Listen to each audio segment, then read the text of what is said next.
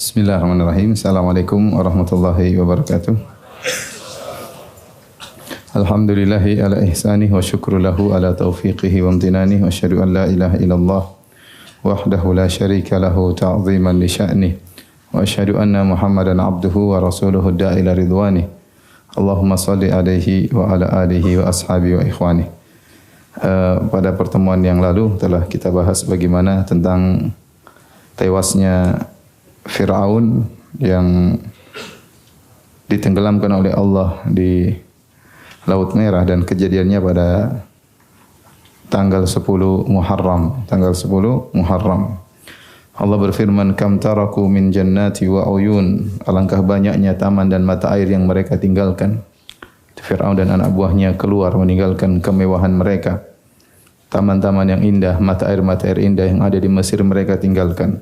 Wa zuru'in wa maqamin karim, dan kebun-kebun serta tempat-tempat yang indah. Wa na'matin kanu fiha fakihin, kenikmatan, kemewahan yang selama ini mereka rasakan mereka tinggalkan. Kadzalik, dan demikianlah awrasnaha qauman akharin, kami wariskan kepada kaum yang lain. Fama bakat alaihimus samaa'u wal ardu wa ma kanu munzarin, maka langit dan bumi tidak menangisi mereka dan mereka juga tidak diberi tangguh. Maksudnya, kata para ulama, tatkala Fir'aun dan bala tentaranya tewas, tidak ada yang sedih dengan tewasnya mereka. Ya, tidak ada yang sedih dengan tewasnya mereka. Bahkan orang-orang gembira dengan tewasnya Fir'aun dan bala tentaranya. Makanya Allah mengatakan langit dan bumi tidak menangis atas tewasnya mereka. Tatkala mereka tewas, ya, maka ya Allah selamatkan seluruh Bani Israel. Tidak ada seorang Bani Israel pun yang ketinggalan, ya, selamat bisa menyeberang lautan, dan tidak seorang pun dari pengikut Fir'aun yang selamat. Seluruh pengikut Nabi Musa alaihissalam semuanya selamat, dan seluruh pengikut Fir'aun semuanya ditenggelamkan. Sebagaimana yang kita sampaikan pada pertemuan yang lalu, mulailah sebagian Bani Israel meragukan akan wafatnya Fir'aun. Maka Allah Subhanahu wa taala berfirman, "Al-yauma nunajjika bi badanika litakuna liman khalfaka ayah." Maka pada hari ini kami selamatkan jasad engkau, wahai Fir'aun. Maka Fir'aun sendiri yang diselamatkan oleh Allah, dan dia dikeluarkan dari Laut Merah masih memakai jubahnya, jubah kebesarannya, agar Bani Israel tahu bahwasanya Fir'aun telah tewas. Setelah itu mereka melanjutkan perjalanan meninggalkan negeri Mesir dengan tujuan menuju kepada Palestina. Allah Subhanahu wa taala, ya, berfirman bahwasanya mereka tatkala melewati Bani Israel, ternyata mereka melewati tatkala mereka melewati Laut Merah, mereka mendapati sekelompok orang yang sedang menyembah berhala. Kata Allah Subhanahu wa taala, "Wajawazna bi bani Israil al-bahra fa atau ala qaumin yaqufuna ala asnamin lahum." Tatkala kami selamatkan Bani Israel melewati Laut Merah, mereka pun mendatangi suatu kaum yang sedang ukuf, yaitu sedang berdiam di berhala-berhala mereka yang mereka sedang sembah. Tiba-tiba Bani Israel berkata, "Qalu ya Musa ja'alana ilahan kama lahum alihah." Kata mereka, "Wahai Musa, jadikanlah kami sesembahan sebagaimana mereka punya sesembahan." Jadi pada kesempatan kali ini saya akan menyebut bagaimana, ya, akhlak Bani Israel yang kurang ajar sama Nabi Musa alaihi salam, ya. Mereka sudah melihat mukjizat Nabi Musa yang begitu banyak. Mukjizat Nabi Musa terhadap Fir'aun yang walaqad ataina Musa tis'a ayatin bayyinat. Kami sungguh telah berikan kepada Musa 9 mukjizat yang jelas.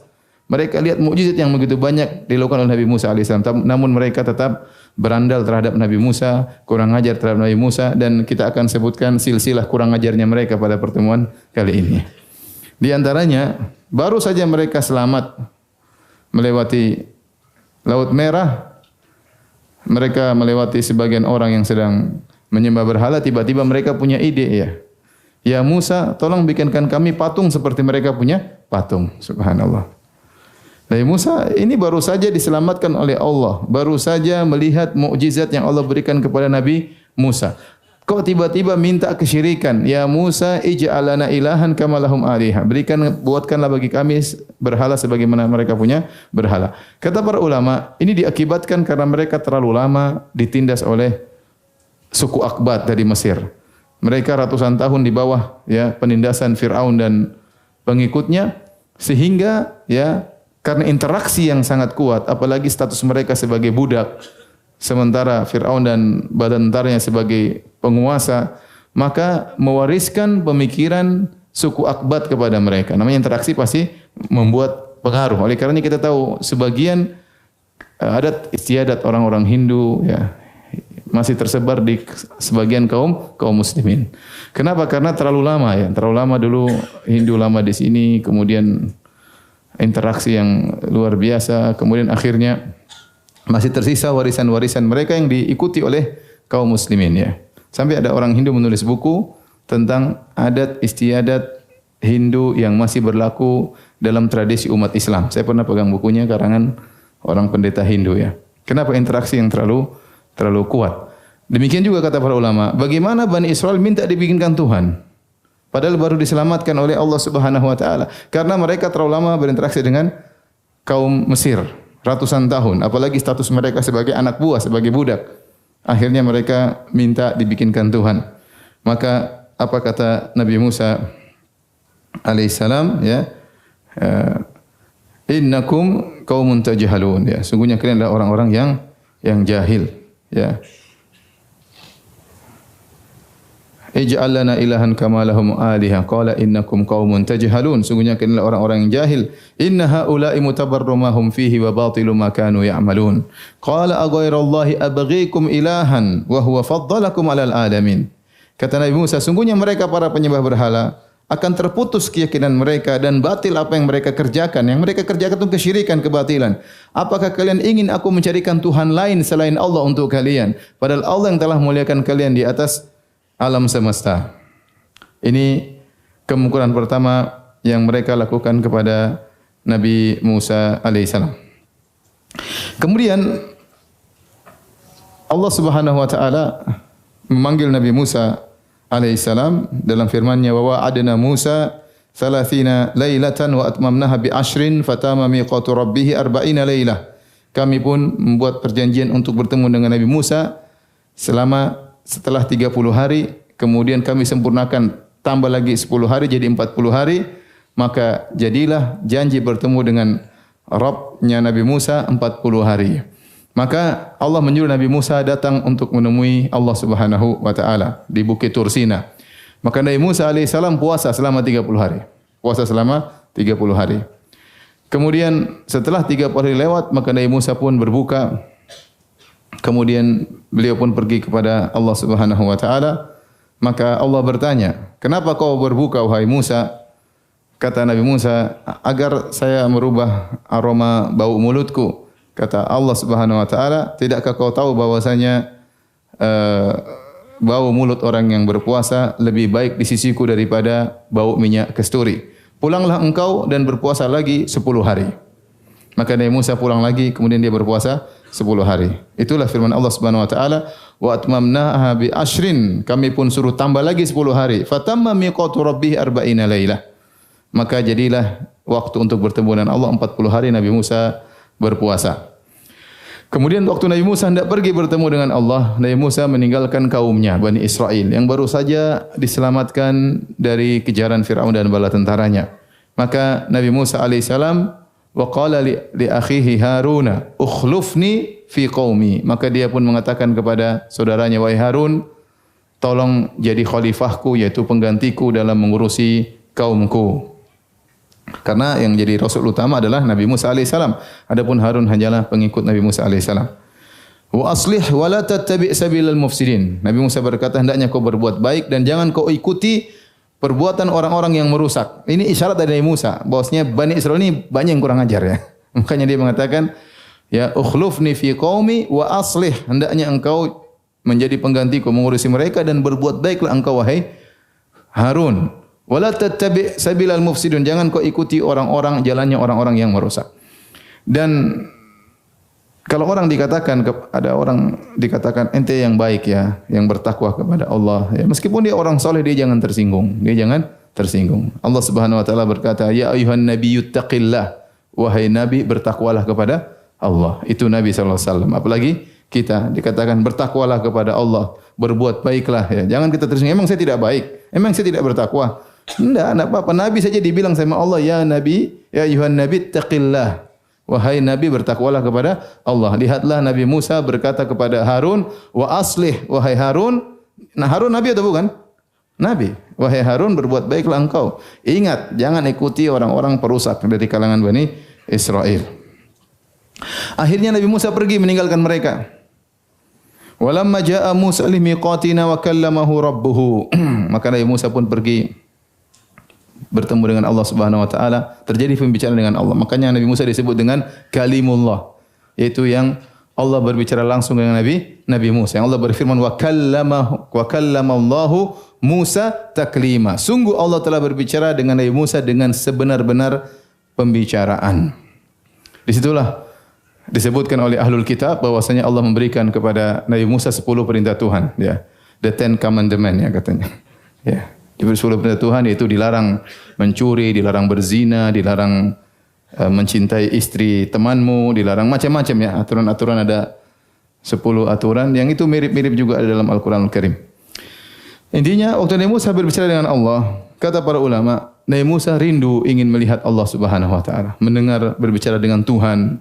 Bagaimana Allah memberi perhatian luar biasa kepada Nabi Musa alaihissalam, bagaimana Allah telah menolongnya semenjak kecil, bagaimana Allah menyelamatkannya dari kejaran Firaun, bagaimana Allah memberikan dia mukjizat yang begitu banyak. Sekarang saatnya ngomong langsung dengan siapa? Allah Subhanahu wa taala. Tiba-tiba Nabi Musa rindu ingin melihat Allah. Nabi Musa berkata, "Rabbi arini anzur ilaik." Ya Allah, tunjukkanlah dirimu, aku ingin melihat apa? Melihat engkau. Saking rindunya ingin bertemu dengan Allah. Apa jawaban Allah Subhanahu wa taala? Qala lan tarani, kau tidak bisa melihat aku. Artinya kemampuanmu tidak ada ya. Makanya orang tidak mungkin melihat Allah kecuali pada hari kiamat. Ya, Nabi SAW mengatakan dalam Sahih Muslim, "Ta'allamu annakum lan taraw rabbakum hatta tamutu." Ketahuilah kalian tidak akan melihat Rabb kalian sampai kalian meninggal dunia. Kenapa? Karena kemampuan kita enggak ada. Mata kita melihat matahari aja enggak mampu. Kita lihat las aja kita enggak mampu, apinya las kita enggak mampu. Melihat matahari mata enggak mampu.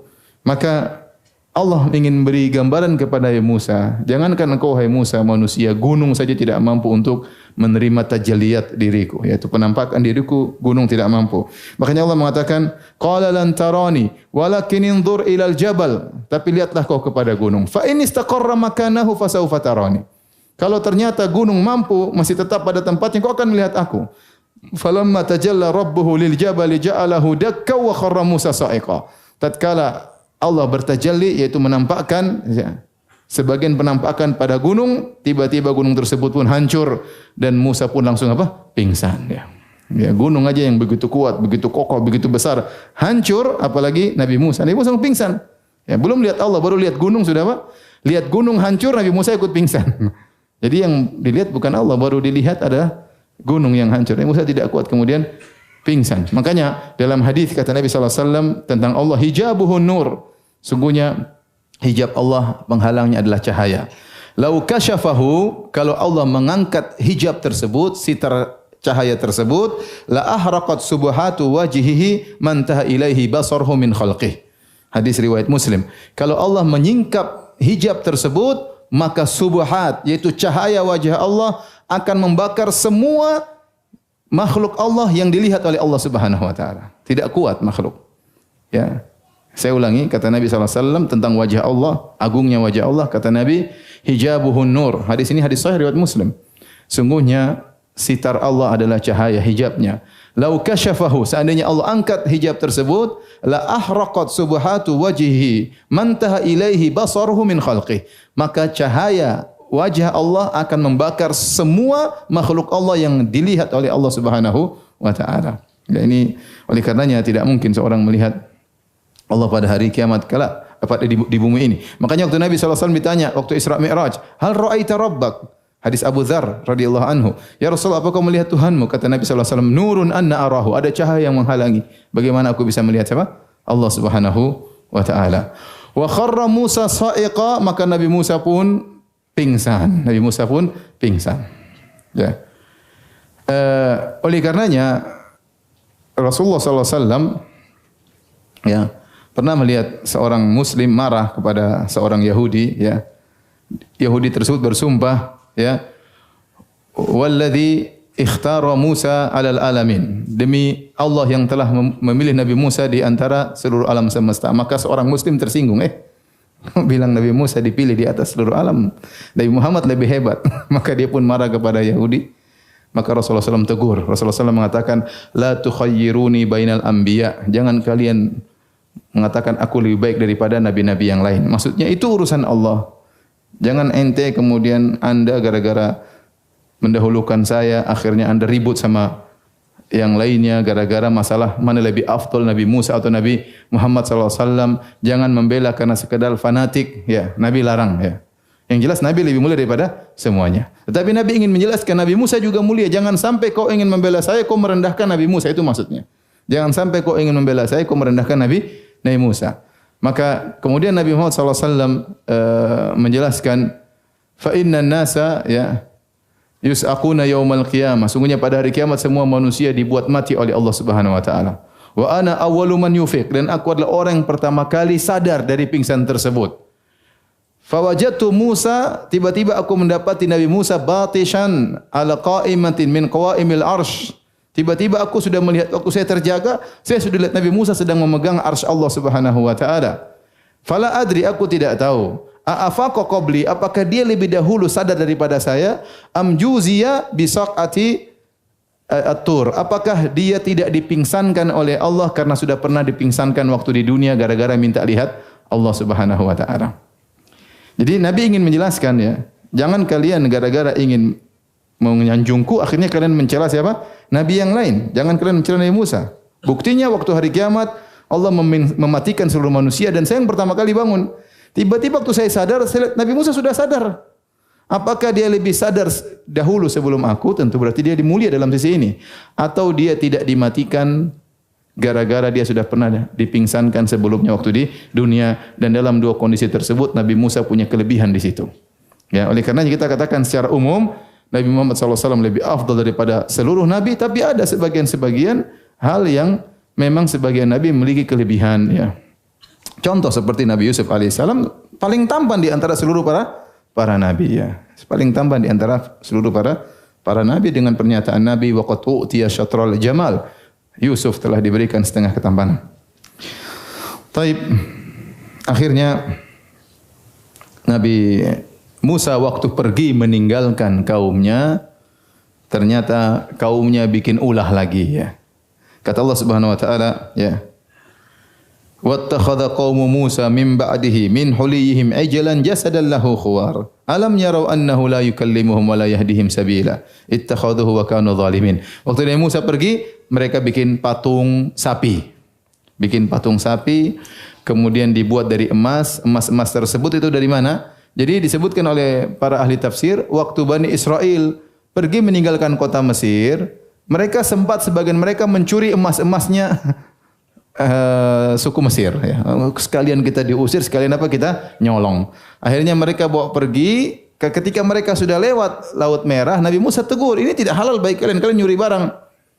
Akhirnya mereka, ya, humilna auzaran min zinatil qaumi faqadhafnaha. Kata mereka, ya Musa, kami ini membawa emas-emas haram, maka kami pun lempar. Ternyata waktu mereka membuang emas-emas tersebut diambil oleh seorang namanya Samiri. Samiri ini tokoh yang kita tidak jelas tentang hakikatnya, tapi disebutkan oleh sebagian tafsir dia bukan Bani Israel, tapi dia ngikut Bani Israel. Maka Samiri mengambil emas tersebut, kemudian dia bikin patung sapi. Dia bikin patung sapi. Kemudian patung sapi tersebut ternyata setelah dibuat patung, ada suara keluar dari patung sapi tersebut, suara yang tidak jelas. Bukan suara berbicara, tapi ada suara bunyi. Apakah ada angin masuk dari duburnya, kemudian keluar ke mulutnya. Intinya ada suara yang aneh. Dan dia berkata, hadza ilahukum wa ilahu Musa fanasi. Ini patung sapi Tuhannya kalian dan Tuhannya Musa. Cuma Musa lupa, dia pergi jauh-jauh cari Tuhannya di sini. Tuhannya siapa? Sapi. Afala yarawna alla yarji'u ilaihim qawla. wala yamliku lahum dharran wala naf'a. Tidakkah mereka tahu bahwasanya ini sapi tidak bisa ngomong sama mereka. Kalau mereka aja ngomong, sapi enggak bisa jawab. Bagaimana dianggap Tuhan? Dan sapi ini tidak bisa beri mudarat, tidak bisa beri manfaat. Tetapi ada keajaiban sapi tersebut, ada suara yang keluar. Itu membuat mereka menyangka ini apa? Tuhan. Dan ini suatu hal yang aneh bagaimana mereka menyembah yang lebih hina daripada mereka. Taruhlah ini sapi, ini kan sapi ya. Gimana Anda manusia nyembah apa? Sapi. Tetapi kalau saya katakan kita sudah bicara tentang akidah, terkadang otak seorang tertutup. Dan kita lihat sekarang di alam nyata, betapa banyak orang nyembah sesuatu yang lebih rendah di bawahnya. Orang nyembah sapi, ya. Orang nyembah pohon, orang nyembah patung, orang nyembah mayat. Ya. Dia masih bisa bergerak, mayat enggak bisa apa dia sembah. Ini tidak lain karena otak mereka sudah dimasukin oleh iblis. Kalau kita mau berpikir sehat, gimana ente nyembah mayat? Tapi orang lakukan. Gimana entah nyembah sapi? Mungkin jutaan orang, mungkin miliaran orang nyembah apa? Sapi. Dianggap sapi adalah Tuhan. Ya. Tapi gimana akal sehat menyembah patung? Kita bilang miliaran orang nyembah apa? Patung. Ada enggak? Ada, buktinya banyak. Makanya saya katakan kalau sudah bicara akidah, terkadang akal seorang tidak jalan. Allah ajak pikir, bagaimana kalian menyembah sapi, hewan yang lebih rendah daripada kalian, yang tidak bisa menjawab perkataan kalian. Dia tidak bisa berbicara dan tidak bisa menjawab perkataan kalian. Ya. Tapi memang dia punya keajaiban sapi tersebut, ada suara yang keluar. Nabi Musa bertanya kepada Samiri, "Ma khatbuka ya Samiri?" Kenapa? Apa yang kau lakukan? Qala basurtu bima lam yabsuru bihi, faqabattu qabdatan min athari rasul, fanabadhtuha wa kadzalika sawwalat li nafsi. Ternyata Samiri, waktu Fir'aun tenggelam, Jibril datang naik kudanya. Ya, di antara Jibril masukin apa? Pasir ke dalam mulutnya siapa? Fir'aun, sebagaimana kita jelaskan pada pertemuan yang lalu. Waktu Jibril, Rasul maksudnya Jibril, waktu dia datang kemudian naik kuda, setiap langkah kudanya ada bekasnya. Bekas ada yang mengatakan tiba-tiba yang dipijak oleh kudanya Jibril berwarna hijau. Bekas pijakan kuda tersebut diambil oleh siapa? Oleh Samiri. Dikumpulkan. Ini suatu yang luar biasa. Entah siapa yang kasih wahyu kepada dia, kemungkinan iblis ya. Intinya dia ambil, setelah dia ambil, waktu dia bikin patung dia campurkan dalam patung tersebut, tiba-tiba timbul keajaiban. Keluar suara meskipun bukan berbicara. Nah, orang kalau sudah lihat sedikit keajaiban dianggap apa? Ah, ini Tuhan, ini ada suara. Akhirnya mereka sembah sapi tersebut. Makanya akhirnya waktu Nabi Musa datang, dalam ayat yang lain kata Allah Subhanahu wa taala, "Wa ma a'jalaka an qaumika ya Musa?" Apa yang buat kau terburu-buru ke sini? Ya. Qala hum ala athari wa ajiltu ilaika rabbi litarda. Nanti mereka akan nyusul aku ya Allah. Aku segera datang kepada engkau agar engkau ridha. Jadi Musa itu rindu ingin ketemu Allah. Kok segera datang sini? Ya karena aku ingin engkau ridha ya Allah. Qala fa inna qad fatanna qaumaka min ba'dika wa adallahumus Samiri. Wahai Musa, sungguhnya kami telah menguji kaummu dan mereka telah terfitnah oleh siapa? Samiri. Ternyata waktu Nabi Musa datang, lihat ada patung sapi. Jadi mereka joget-joget di situ ya. Joget-joget. Musa ngapain cari-cari Tuhan, Tuhannya di sini. Dia lupa Tuhannya ada di sini. Nabi Harun sudah tegur, wa laqad qala lahum Harun min qablu, ya qaumi inna ma futintum bih wa inna rabbakumur rahman fattabi'uni wa ati amri. Wahai kaumku, ya, sungguhnya kalian sedang terfitnah. Tuhan kalian adalah Allah Subhanahu wa taala. Ikuti aku, ya. Ikuti aku, jangan kalian membangkang kepadaku. Namun mereka tidak dengar Harun. Harun orangnya halus, lemah, tidak seperti Nabi Musa. Macam-macam dipukulin oleh Nabi Musa. Harun orangnya lembut, ya. Maka mereka mengatakan, ya, lan nabraha alai akifina hatta yarja ilaina Musa. Kami akan terus beribadah di patung sapi ini sampai Musa kembali. Kamu tidak ada urusannya. Ya, wahai Musa, wahai Harun. Waktu Nabi Musa datang, dia bawa alwah. Alwah itu lembaran-lembaran dari batu yang Allah tulis, ya. Isinya tadi 10 perintah apa? Tuhan atau sebagian dari Taurat. Intinya dia bawa untuk dibacakan kepada kaumnya. Nabi Musa waktu dibilang sama Allah, kaummu sudah menyembah sapi, Nabi Musa marah, tetapi dia tidak begitu marah. Ya. Begitu dia lihat patung sapi di hadapan mata dia, maka langsung Nabi Musa wa alqal alwah, maka dia lempar itu apa? Batu yang isinya tulisan firman Allah. Maksudnya Kalau kita dia lempar Al-Qur'an gampangannya. Saking marahnya itu apa namanya?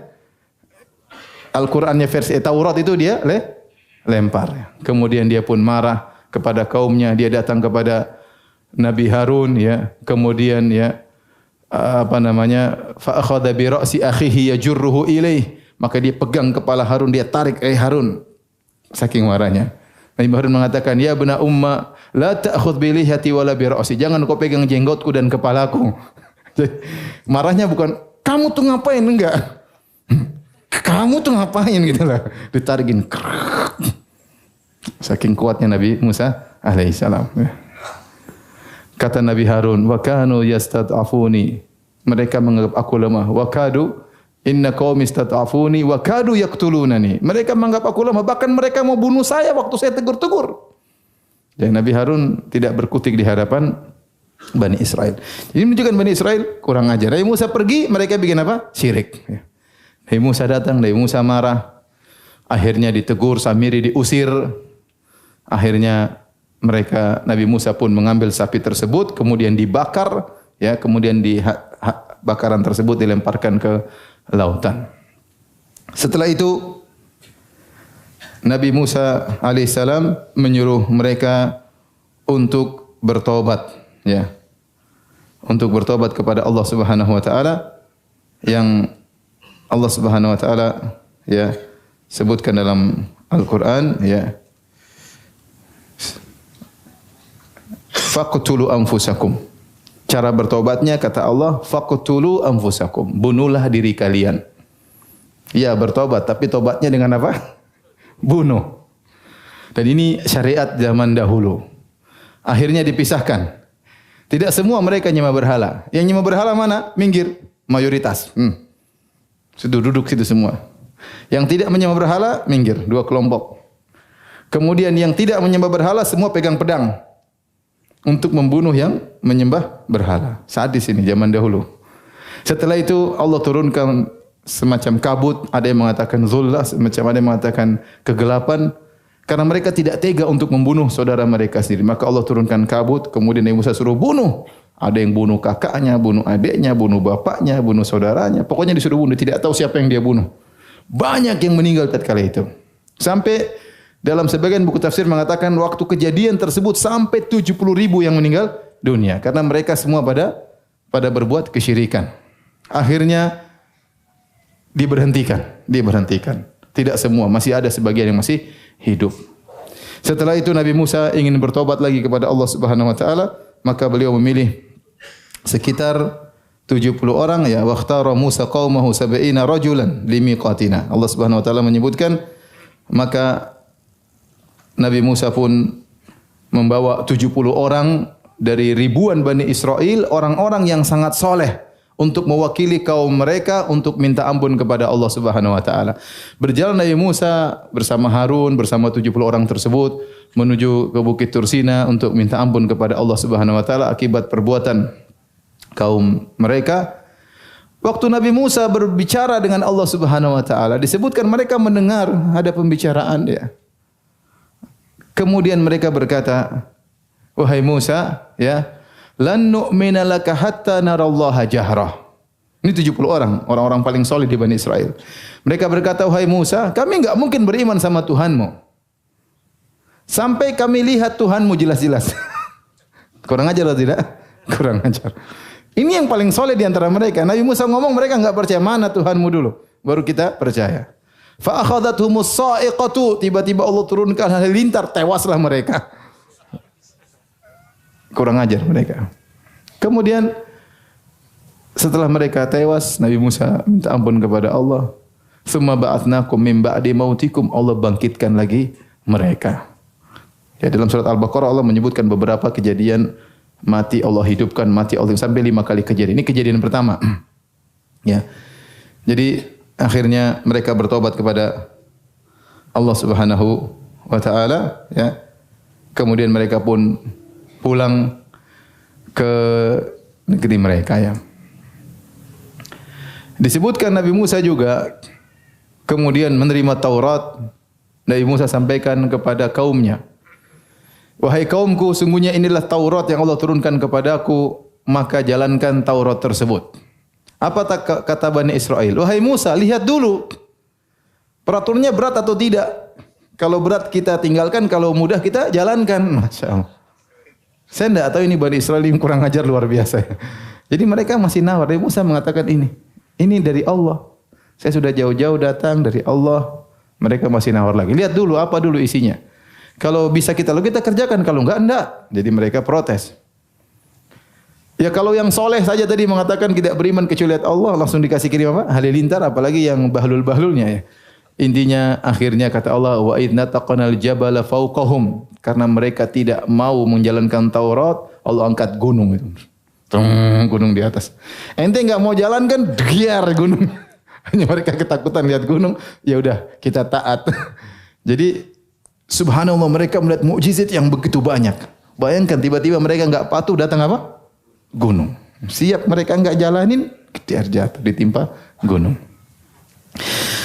Akhirnya Nabi Musa menyuruh mereka bilang, ya Musa kita rindu ingin ke Palestina. Ayo jalan ke Palestina. Ya sudah kampung halaman kita. Ya kampung nenek moyang kita Nabi Yakub alaihissalam dulu di mana? Di Palestina. Maka berangkatlah Nabi Musa alaihissalam membawa Bani Israel pergi ke negeri Palestina. Allah sebutkan dalam Al-Quran, "Uzkuru ni'matallahi 'alaikum idh ja'ala fiikum anbiya'a wa ja'alakum muluka." Allah mengatakan, wahai Bani Israel, ingatlah nikmat yang Allah berikan kepada kalian. Tatkala Allah jadikan kalian banyak di antara kalian nabi-nabi, nabi ini, nabi anu, semua dari Bani Israel. Wa ja'alakum muluka, dan kami jadikan kalian tadinya diperbudak oleh Bani Israel, sekarang tidak. Kalian sudah punya rumah sendiri, kalian punya pembantu, mungkin kalian punya tidak diperbudak lagi oleh suku Fir'aun, suku Akbat ya. Wa atakum ma lam yu'ti ahada minal alamin, dan Allah telah berikan kepada kalian kenikmatan yang Allah tidak berikan kepada umat-umat yang lain ya. Di mana kenabian di kalian orang-orang cerdas, kalian pokoknya banyak kenikmatan yang Allah berikan kepada kalian. Setelah Allah sebutkan nikmat-nikmat, Allah perintahkan, ya qaumi udkhulul ardal muqaddasata allati kataballahu lakum. Masuklah kalian kepada tanah suci yang telah Allah catat untuk kalian. Wala tartaddu ala adbarikum fatanqalibu khasirin. Dan janganlah kalian mundur ya. Maka kalian akan balik dalam kondisi merugi. Jadi mereka disuruh jihad oleh Allah Subhanahu wa taala. Begitu mereka masuk kota Palestina, ternyata ada orang-orang zalim di situ. Qalu ya Musa inna fiha qauman jabbarin. Wahai Musa, di situ ada orang-orang yang zalim, ya. Wa inna lan nadkhulaha hatta yakhruju minha. Fa yakhruju minha fa inna dakhilun. Kata mereka, enggak Musa. Kalian disuruh jihad? Enggak wahai Musa. Itu orang-orang zalim situ. Sampai mereka keluar dulu baru kita masuk loh. Kita ini disuruh ngeluarin mereka. Enggak, mereka keluar dulu baru kita masuk. Subhanallah. Sampai kemudian ada yang menasihati mereka. Disebut Yusha bin Nun dan Kalib bin Yufanna, dua orang soleh. Qala rajulani minal ladzina yakhafuna an amallahu alaihim udkhulu alaikumul bab. Udkhulu alaikumul bab fa idza dakhaltumuhu fa innakum ghalibun. Kata mereka ya. Udkhulu alaihimul bab, dua orang soleh mengatakan masuklah kalian perangi mereka ya. Fa idza dakhaltumuhu, kalau kalian masuk pintu tersebut, fa innakum ghalibun, kalian pasti menang. Ini orang-orang zalim, namun tidak kalah zalim daripada Firaun. Firaun lebih hebat daripada mereka ini. Bala tentaranya lebih banyak, Firaun lebih jago, tapi Allah selamatkan kita, Allah menangkan kita. Ini mereka kecil. Kenapa kalian tidak masuk?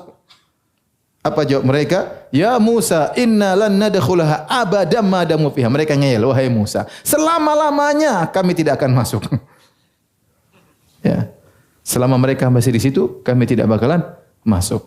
Terus perkataan mereka yang kurang ajar, kata mereka, fadhhab anta wa rabbuka faqatila innaha huna qaidun. Kalau gitu Musa, kau saja sama Tuhanmu sana perang. Kita nunggu di sini hasilnya. Yang menakjubkan mereka mengatakan, pergilah engkau dan Tuhanmu, bukan Tuhan kita. Fadhhab anta wa rabbuka, pergilah engkau dan Tuhanmu. Ini kan Tuhan kita bareng-bareng, ini Nabi kurang ajar sama Nabi Musa alaihissalam. Saat itu Nabi Musa ini memang kaum brengsek. Adapun kisah dalam buku tafsir bahwasanya ternyata ada orang raksasa-raksasa di situ ya, yang tinggal di Palestina Ya, kemudian sebagian kaum Nabi Musa jalan masuk ditangkap sama raksasa, ditangkap 9 orang, dimasukkan kantongnya. Ya. Kemudian dibawa ke bosnya di sini. Siapa ini kecil-kecil ini? Oh ini kaum Nabi Musa. Itu semua khurafat. Ya. Semua khurafat. Disebutkan di antara raksasa-raksasa tersebut namanya Auj bin Nuk. Auj bin Nuk adalah seorang yang tingginya 3.300 hasta, ya, 333 sepertiga hasta, ya. 3.333 sepertiga apa? Hasta. Itu kira-kira 2 kilometer tingginya. Kira-kira berapa? 2 kilometer, ya. Kalau dia lagi mau makan, dia masukkan tangannya ke lautan ambil ikan, dia bakar di matahari. Ya, itu dongeng semua kata Ibnu Katsir, ini enggak benar, Israiliyat, tidak ada dalilnya. Kalau ternyata yang di Palestina memang besar-besar itu ya pantaslah Bani Israel ketakutan. Gimana ngelawan raksasa kayak gitu. Sebutkan akhirnya Nabi Musa ngelawan Auj bin Nuk itu yang jagoan mereka karena Nabi Musa aja tingginya enggak sampai ke mata kakinya. Nabi Musa punya tongkat panjang dan Nabi Musa bisa loncat 5 meter, kemudian tongkatnya 5 meter bisa sampai ke mata kakinya. Maka waktu Nabi Musa bunuh dia lempar, ciat, ting, mati dia, ya. Sesuai dengan ukuran, loncat 5 meter, tongkat 5 meter, kena karena mata kakinya apa? Tinggi, ya. Itu semua khurafat. Yang benar mereka orang biasa. Makanya disuruh untuk apa? Berjihad. Tatkala mereka tidak mau berjihad, mereka akhirnya mundur. Dan tidak mungkin Nabi Musa maju sendiri. Tidak mungkin Nabi Musa masuk. Nabi Musa maju dengan Harun, dengan Yusha bin Nun dan Kalib bin Yohanna. Cuma 4 orang lawan mereka begitu banyak. Akhirnya tidak jadi berjihad. Tatkala itu Nabi Musa berkata, Qala Rabbi inni la amliku illa nafsi wa akhi. Ya Rabbku, aku tidak bisa menguasai kecuali diriku dan saudaraku. Fafruq bainana wa bainal qaumil fasiqin. Berilah hukuman keputusan antara kami dengan orang-orang fasik ini. Nabi Musa menamakan kaumnya orang apa? Orang fasik. Allah berkata, qala fa innaha muharramatun alaihim. Sungguhnya Palestina jadi haram bagi mereka. Arba'ina sanatan yatihuna fil ard. Selama 40 tahun mereka akan tersesat di atas muka bumi. Maka waktu mereka pulang meninggalkan Palestina, mereka dibuat tersesat oleh Allah Subhanahu wa taala. Mau ke mana enggak bisa, balik lagi ke situ. Mau ke sana, ke utara, balik lagi ke situ. Mau ke selatan, balik lagi. Mereka tinggal di suatu padang yang mereka kemudian beranak pinak di situ selama 40 tahun dan mereka tidak bisa keluar dari situ.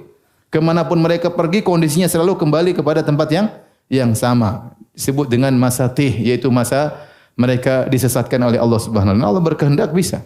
Mau pakai kompas, mau pakai mata angin, tetap aja kembali lagi ke tempat yang sama. Allah bikin mereka tersesat.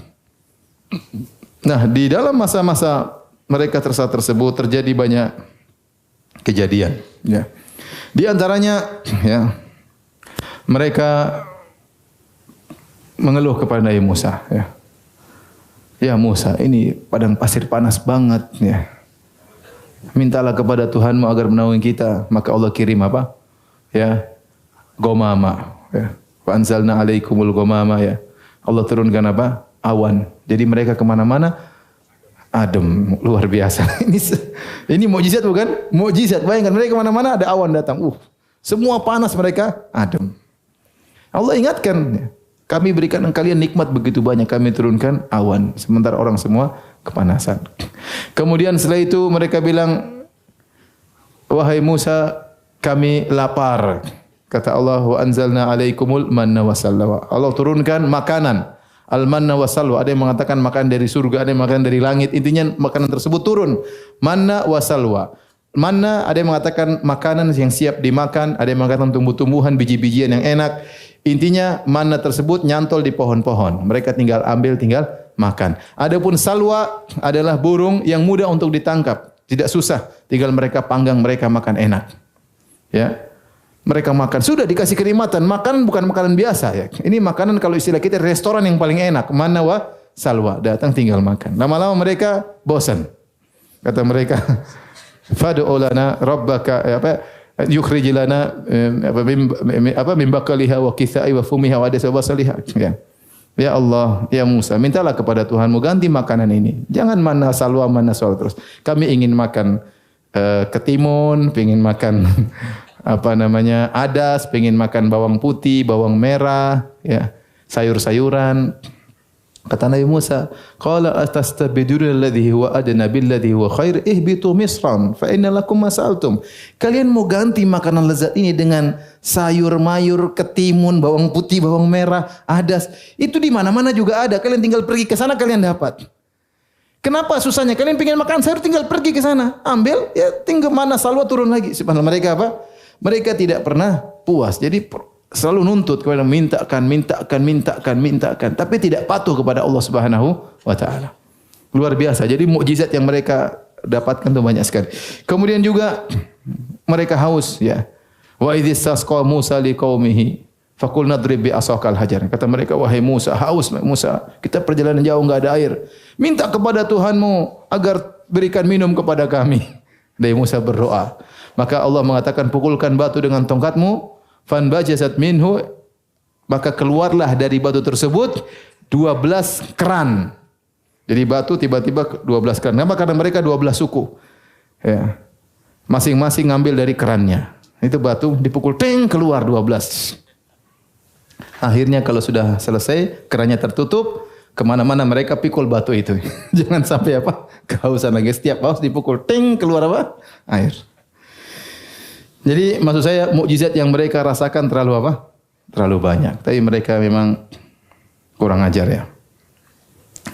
Kemudian juga ada kejadian tentang salah seorang dari mereka dibunuh. Jadi hebohlah. Orang itu dibunuh. Akhirnya siapa yang bunuh ini? Ada seorang dari mereka ngejek. Ya sana tanya Musa sanalah. Kan Musa tanya, dia pasti tahu. Yang Musa tidak tahu ilmu gaib. Nabi Musa tidak tahu siapa yang bunuh orang ini. Dia nabi tapi tidak tahu ilmu gaib. Allah tidak kasih tahu, dia tidak tahu. Akhirnya Nabi Musa diwahyukan oleh Allah menyuruh mereka untuk menyembelih seekor sapi. Innallaha ya'murukum an tadhbahu baqarah. Qalu atattakhiduna huzwa? Qala a'udzu billahi an akuna minal jahilin. Kata Nabi Musa, kalau kalian ingin tahu siapa yang bunuh orang ini, carilah seekor sapi dan sembelihlah seekor sapi tersebut. Kata mereka, "Ya Musa, engkau ngejek kami. Apa hubungannya sapi dengan orang mati?" Dan memang Nabi Musa sengaja suruh sapi karena mereka pernah nyembah apa? Sapi. Itu ambil sapi, potong itu sapi. Ya. Atattakhiduna huzwa? Kau ngejek kami ya. Karena Musa, ya Allah, sejak kapan aku pernah ngejek kalian? Kalian sudah berpuluhan tahun sama saya. Saya tidak pernah ngejek kalian. Sudah cari sapi aja. Mereka enggak terima langsung. Seandainya mereka terima langsung, tinggal cari sapi mana saja mereka sembelih, selesai. Tapi mereka bertanya-tanya supaya tidak nyembelih. Kata mereka, coba sebut tanya sama Tuhanmu, sapi yang kayak bagaimana? Mulailah mereka tanya-tanya dalam rangka supaya agar mereka terselamatkan dari perintah menyembelih sapi, ya. Akhirnya Allah Subhanahu wa taala berfirman, "Innaha baqaratun la faridun wala bikrun awanun baina dzalik," ya. Semakin banyak syarat-syaratnya, harus begini, harus begini, harus begini, tanya lagi harus begini, harus begini, harus begini. Sampai semakin sulit. Akhirnya mereka tanya terus gimana lagi? Akhirnya syaratnya semakin banyak yang Allah sebut dalam surah Al-Baqarah. Akhirnya mereka dapati sapi tersebut cuma satu di antara seluruh pemilik sapi, cuma sesuai yang memenuhi syarat, cuma satu ekor sapi. Ini ada sapinya satu ekor aja. Mereka datang kepada pemiliknya, sapi tolong kita mau, nggak bisa. Mau beli sapi ini harganya emas seberat sapi ini. Akhirnya mereka setengah mati kumpulin emas untuk bisa membeli sapi itu. Jadi mereka kurang ajar, yang jual sapi juga kurang ajar. Jadinya inilah Bani Israel. Akhirnya mereka beli sapi, sapinya disembelih. Faqulna nadribuhu bi ba'dihha. Kata Allah, pukulkan dari sebagian sapi tersebut kepada mayat tadi. Ada yang mengatakan pahanya, ada yang mengatakan kakinya. Setelah disembelih sapi tersebut, Nabi Musa ambil kakinya, dipukulkan kepada mayat tersebut. Hidup dia. Siapa yang bunuh kamu? Si Fulan bin Fulan. Mati lagi. Mukjizat bukan? Mukjizat. Ini kehidupan setelah kematian yang kedua yang Allah sebutkan dalam surat Al-Baqarah. Jadi maksud saya banyak sekali ya kejadian-kejadian aneh yang dialami oleh Bani Israel bersama Nabi Musa alaihissalam. Akhirnya di zaman mereka 40 tahun tersebut mereka dibuat tersesat. Akhirnya Nabi Musa meninggal di zaman tersebut. Nabi Harun juga meninggal di zaman tersebut. Maka kemudian kenabian berpindah kepada Yusha bin Nun. Yusha bin Nun adalah seorang pemuda yang menemani Nabi Musa waktu mencari Nabi Khadir. Ya. Wa idh qala Musa li fatahu, tatkala Musa berkata kepada pembantunya. Pembantu tersebut adalah siapa? Yusha bin Nun. Yusha bin Nun ini yang Nabi sallallahu alaihi wasallam sebutkan satu hadis waktu dia diperintah berjihad. Kemudian dia berperang, tiba-tiba waktu sudah asar, sebentar lagi matahari tenggelam. Sementara kode etik mengatakan kalau matahari tenggelam, perang selesai. Maka dia berkata kepada matahari, ya, dia bilang kepada Allah, ya Allah, ya, wahai matahari, engkau diperintahkan, aku diperintahkan. Ya Allah, perintahkan matahari untuk tidak tenggelam dulu. Akhirnya matahari tertahan, sebentar saja, tertahan. Maka setelah selesai dia menang, baru matahari apa? Tenggelam. Jadi Allah pernah menahan matahari, ya, untuk kemenangan Nabi siapa? Yusha bin Nun. Nah, Nabi Yusha bin Nun inilah yang kemudian akhirnya membawa Bani Israel untuk masuk lagi ke Palestina. Masuk lagi ke Palestina. Entah di situ mereka bertemu dengan musuh atau tidak, atau mereka berjihad atau mereka tidak berjihad, tidak dijelaskan dengan detail, tapi intinya mereka kemudian masuk ke dalam Palestina, ya. Kemudian Allah Subhanahu wa taala berkata, hendaklah kalian masuk, ya, ke dalam pintu di Palestina sujada, dalam kondisi sujud, ya.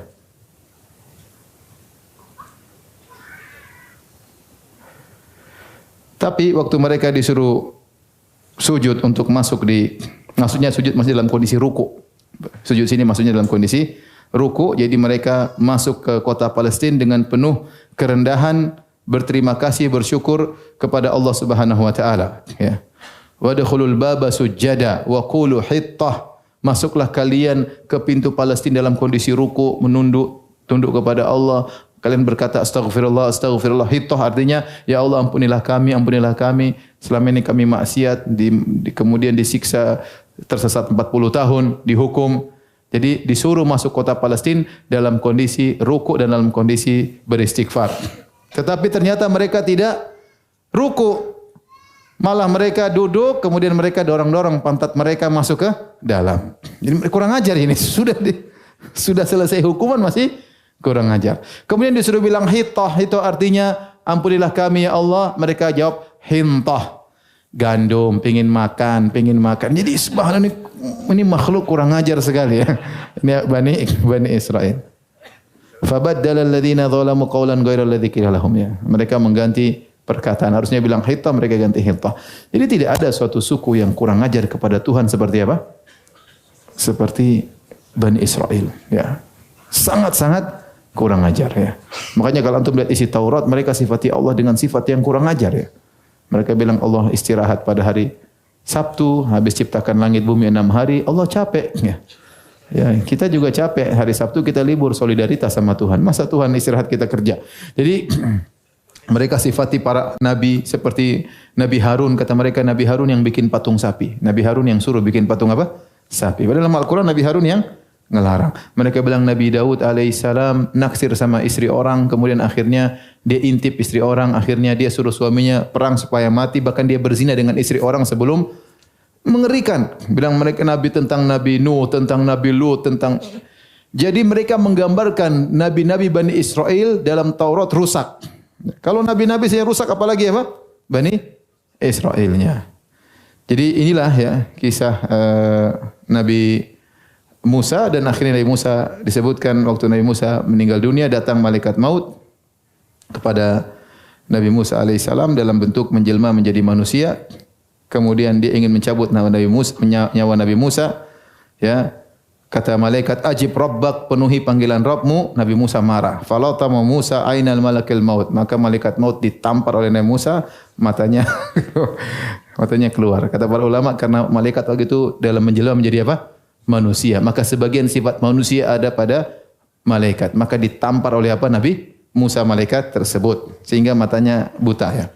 Maka malaikat lapor kepada Allah, ya. Kata malaikat, ya Allah, engkau mengutusku kepada hamba yang tidak mau mati. Dia telah merusak mataku. Kata Allah, ya. Maka Allah kembalikan mata malaikat tersebut. Kembalilah kepada hambaku Musa. Kemudian bertanya kepada dia, kau ingin kehidupan? Ya. Kalau kau ingin kehidupan, letakkanlah tanganmu di seekor banteng, ya. maka berapa bulu yang ada di tanganmu, maka itulah umurmu. Ya. Kemudian setelah itu kau akan mati. Maka akhirnya malaikat bilang, wahai Musa, kau ingin hidupan, maka letakkanlah tanganmu di atas seekor banteng. Berapa rambut atau bulu yang ada di tanganmu, itulah ukuran berapa tahun yang kau akan hidup. Kemudian Musa bertanya, setelah itu kematian. Kata Nabi Musa, sebaiknya saya mati sekarang aja. Akhirnya Nabi Musa pun meninggal dunia. InsyaAllah pada pertemuan ke depan kita akan cerita bagaimana setelah Yusha bin Nun menempati Palestina, sampai mereka terusir, mereka dibunuh, mereka tersebar di mana-mana, sampai mereka mendirikan negara Israel Raya sekarang. Bi'idhnillahi ta'ala, wallahu ta'ala alam bisawab. Kalau ada yang bertanya saya persilakan, kita dengarkan azan dikumandangkan terlebih dahulu. Taib, kita jawab pertanyaan. Mohon penjelasan Ustaz, manakah yang lebih utama untuk dilakukan apabila saya datang salat Jumat pada saat azan? Bolehkah langsung salat sunnah atau berdiri dulu menunggu azan lalu salat sunnah pada saat khutbah? Kedua, pada saat khutbah langsung duduk atau salat sunnah terlebih dahulu? Jawabannya, kalau kita masuk masjid sementara dikumandangkan azan kedua, yaitu azan sebelum khatib berkhutbah, maka sunnahnya kita langsung salat sunnah, ya. Tidak menunggu azan selesai. Kenapa? Karena menjawab azan hukumnya sunnah, sementara mendengar khutbah hukumnya apa? Wajib.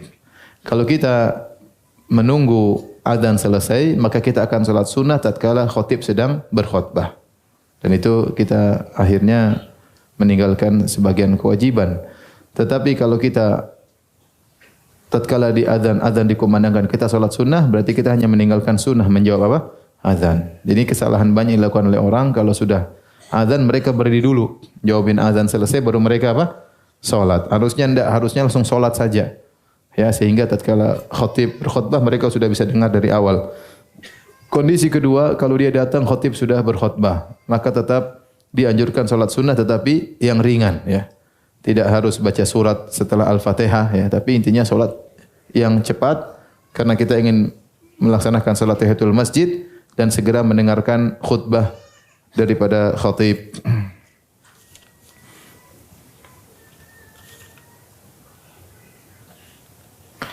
Ustaz, apakah di zaman sekarang kita boleh menghajar, memboikot seperti Rasulullah SAW memboikot sahabat Ka'ab bin Malik? Masalah memboikot pelaku maksiat atau memboikot pelaku bid'ah, maka ini berkaitan dengan kata Ibnu Taimiyah rahimahullah dalam Majmu' Fatawa jilid 28, adalah berkaitan dengan amar ma'ruf nahi mungkar. Dan kita tahu namanya kaidah dalam beramar ma'ruf nahi mungkar adalah dibangun di atas maslahat. Jika penerapan amar ma'ruf nahi mungkar mendatangkan kemaslahatan, maka lakukanlah. Jika ternyata mendatangkan mudarat yang lebih, maka tidak perlu dilakukan. Nah, di zaman Nabi waktu Ka'ab bin Malik radhiyallahu anhu tidak ikut perang, berarti Ka'ab bin Malik melakukan bid'ah atau melakukan maksiat? Maksiat. Dia melakukan maksiat dan dihajar oleh Nabi SAW, ya, selama 50 hari atau 40 hari. Kemudian beliau pun sadar bersama dua temannya, ya, tidak diajak bicara, kalau salam tidak dijawab, ya, sampai Allah terima taubat mereka dan Allah turunkan ayat-ayat dalam surat At-Taubah, ya, wa ala thalathati alladziina khulifu dan seterusnya. Maka dari kisah ini para ulama mengambil faedah untuk menghajar pelaku maksiat dan juga pelaku bid'ah agar mereka kembali kepada kebenaran. Dan itu bab amar ma'ruf nahi mungkar, ya. Maka kalau itu ada maslahatnya, maka lakukanlah. Contoh seperti kita di rumah, misalnya ada anak kita yang satu nakal atau bagaimana, kita boikot, ya. Tidak disalamin, akhirnya dia nangis minta maaf, maka tidak apa-apa. Lakukan. Sama seperti seorang suami memboikot apa? Istrinya dengan harapan dia minta maaf, merasa tersiksa tatkala tidak didekati oleh suaminya, maka lakukan. Ya, sama kalau ada orang melakukan bid'ah, kita boikot, kemudian dia sadar gara-gara kita boikot, maka silakan lakukan. Pelaku maksiat kalau kita boikot, dia sadar, lakukan. Kalau pelaku bid'ah kita boikot, sadar, maka lakukan. Tapi kenyataannya sekarang di zaman ini tidak segampang itu. Kalau ada orang pelaku maksiat, kita boikot, tidak kita ajak ngomong, dia malah senang, dia pergi ke teman-teman tukang maksiat yang lainnya. Saya ketemu itu orang jenggotan, tidak dijawab salam saya. Mending saya ketemu teman tukang mabuk, ya. Akhirnya dia malah semakin jauh. Ya. Sama sekarang kalau kita misalnya ada orang melakukan bid'ah, kita sikapi, malah kita yang disikapi oleh masyarakat. Malah kita yang dijauhi, malah kita yang susah.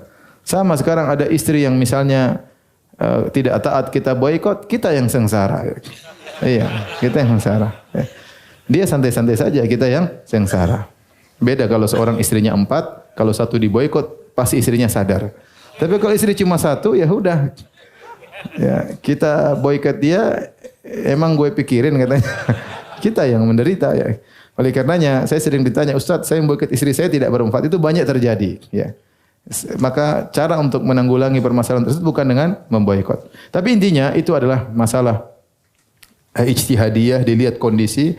Selama pemboikotan tersebut bermanfaat, lakukan. Kalau tidak, maka tidak perlu dilakukan. Tidak perlu dilakukan. Ustaz, apakah semua hadis di kitab Sahih Bukhari sahih semua? Untuk Sahih Bukhari semuanya sahih. Ya. Untuk Sahih Muslim ada beberapa hadis yang dikritiki oleh Imam Daruqutni dan yang lainnya. Tidak lebih dari belasan hadis ya. Entah ada 10-an atau lebih kurang daripada itu ya, tidak sampai 20 hadis. Ada yang dikritiki oleh sebagian ulama dan sebenarnya mengatakan yang dikritiki kebenaran pada yang mengkritik, kebenaran kepada yang mengkritik. Tapi Sahih Bukhari maka semuanya sahih. Kalau ada yang mengkritik, maka yang benar Imam Al-Bukhari rahimahullahu ta'ala. Bolehkah melamar akhwat tapi nikahnya 3 tahun ke depan? Boleh-boleh saja kalau akhwatnya mau ya. Tapi ingat, setelah Anda melamar belum terjadi apa-apa. Ya, itu bukan kekasih Anda, ya apalagi istri Anda. Maka dia wanita seperti yang lainnya. Tidak boleh Anda bermesraan dalam WhatsApp, tidak boleh. Kalau membicara maka harus ada orang ketiga, tidak boleh berkhulwat karena dia bukan siapa-siapa. Anda cuma booking ya. Kalau dia batalkan bookingan terserah dia. Ya, tapi intinya seharusnya kalau ngelamar langsung aja, jangan lama-lama. 3 tahun kelamaan. Tapi kalau Anda saking cinta sama dia, ya sudahlah, saya booking ya sudah. Ya itu yang penting dia setuju. Itu urusan masing-masing. Kalau keluarganya setuju enggak ada masalah. Tapi ingat, setelah lamaran itu tidak terjadi apa-apa.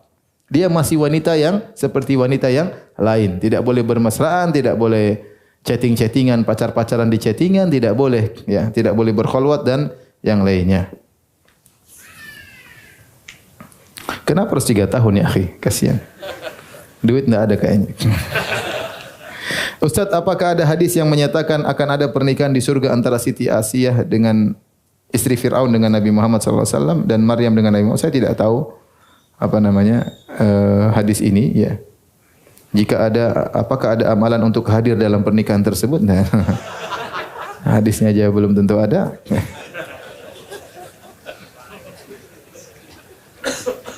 Ustaz, betulkah jika kita beramal secara tersembunyi bisa meredam kemurkaan Allah? Kata Nabi SAW, shadaqatus sir tudfi'u ghadabar Rabb. Sedekah yang dilakukan diam-diam meredamkan kemurkaan Allah Subhanahu wa taala. Maka kebiasaan salaf dahulu mereka bersedekah diam-diam, tidak ingin ada seorang pun yang tahu ya. Bagaimana jika punya pasangan hidup yang selalu kepo dengan penghasilan suami hingga susah untuk beramal dengan cara sembunyi-sembunyi? Apalagi punya sifat namam, suka mengadu domba. Mohon nasihatnya. Nasihat saya, nasihati itu istri ya. Nasihat istri enggak boleh ya. Enggak boleh namam ya. Kepo ada batasannya, tidak boleh semua harus dikepoin ya. Ya. Intinya istri mau tahu mau enggak tahu tetap saja antum bersedekah ya. Emang kalau ketahuan emang dilarang sedekah. Ya. Kalau antum ketahuan punya duit dilarang sedekah, berarti ente memang tidak pantas jadi suami. Ya. Anda berarti lemah. Padahal kata Allah Subhanahu wa taala, "Ar-rijalu qawwamuna 'alan nisa." Lelaki itu pemimpin pada wanita. Kata Ibnu Katsir, umara, yaitu apa? Raja bagi wanita. Nah, kalau Anda punya uang, Anda tidak bisa bersedekah sama ibu Anda karena ketahuan jumlahnya sekian. Kalau kurang diomelin istri, Anda tidak pantas jadi suami. Mau nikah sama siapa saja, Anda memang tidak pantas jadi suami. Maka Anda harus tegas, harus tegar hadapi istri. Nah, tidak boleh seperti ini. Ya, kamu tahu uang saya, ini saya punya hak untuk bersedekah kepada istri, bersedekah kepada yatim. Kecuali kalau kamu kurus, baru kamu protes sama saya. Kamu masih gemuk, masih nyaman. Kekurangan apa yang saya berikan sama kamu? Ya. Kalau istri udah kurus, sakit-sakitan, ya. Kemudian nggak dikasih makan, ya memang dia ente sedekah, ente kurang ajar namanya. Istri didahulukan. Tapi kalau istri alham nyaman, gemuk, bahkan berusaha diet dan yang lainnya. Terus ya sudah ente sedekah aja, ngapain dengar seperti itu. Teorinya begitu. Intinya lembut ya. Lembut tapi jangan mengalah. Kalau sudah urusan apa? Sedekah jangan mengalah, apalagi silaturahmi kepada keluarga. Tapi demikian saja, kurang lebih saya mohon maaf. Subhanakallah bihamdik asyhadu an la ilaha illa anta astaghfiruka wa atubu ilaik. Assalamualaikum warahmatullahi wabarakatuh.